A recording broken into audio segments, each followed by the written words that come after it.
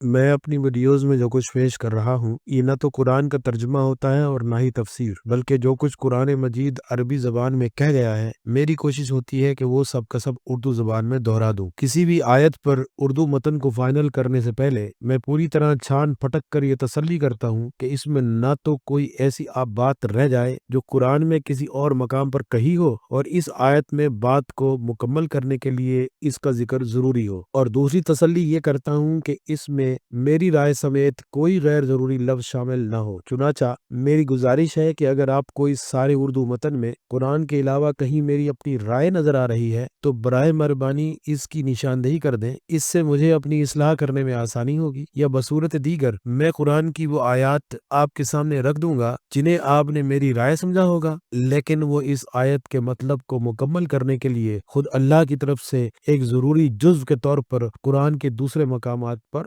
मौजूद हैं। सूरह बकरा की पहली 4 आयत में मुत्तकीन का इब्तदाई कुरानी तारुफ और 5वीं आयत में इस गुफ्तगू की पंच लाइन है। इसी तरह से 6ठी और 7वीं आयत काफरों का इब्तदाई कुरानी तारुफ पेश करती है, और इसमें भी जो 7वीं आयत है उसकी हैसियत भी पंच लाइन वाली है। वो इस तरह के 5वीं आयत में था, उलाइका अला हुदम मिर रब्बिहिम व उलाइका हुमुल मुफलिहून, कि यही वो लोग हैं जो अपने रब की तरफ से हिदायत पर हैं और यही लोग हैं जो मुफलिहून हैं, यानी जो इंतहा दर्जे के कामयाब लोग हैं। और इधर 7वीं आयत में है कि खतम अल्लाहु अला कुलूबिहिम व अला समइहिम व अला अब्सारिहिम गिशावा व लहुम अज़ाबुन अजीम, कि इनके दिलों पर मोहर लगी हुई है, इनके कानों पर मोहर लगी हुई है, इनकी आंखों के आगे पर्दा आ गया है और इनके लिए अजाब अजीम है। मतलब यह है कि मुत्तकीन के लिए हुमुल मुफलिहून है और काफरों के लिए अजाबुन अजीम है। इस आयत में अल्लाह ताला अंजाम बता रहा है कि कुरान जैसी अजीम और नफा बख्श हिदायत की दुश्मनी में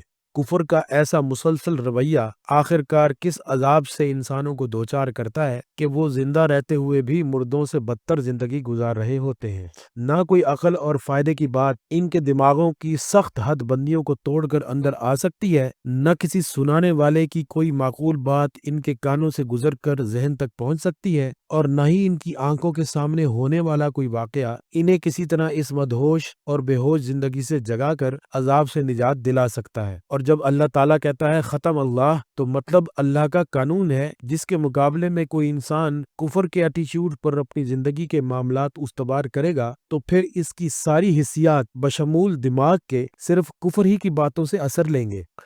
अकल और होश की कोई बात इनके दिलों की मोहर को तोड़कर अंदर दाखिल नहीं हो सकती। ये मोहर अल्लाह ने अपने हाथों से नहीं लगाई, बल्कि कानून खुदाबंदी का एक हतमी और मंतकी नतीजा है कि इंसान इस हालत को पहुंच जाता है। यही मोहर इनके दिलों पर भी लगी हुई है, इनके कानों पर भी लगी हुई है, और इनकी नजरों के आगे एक ऐसा पर्दा आ गया है जिस पर ये सिर्फ अपनी मर्जी के मंजर देख सकते हैं। इस मुसीबत से निकलने का कोई भला रास्ता कभी इनको नजर नहीं आता।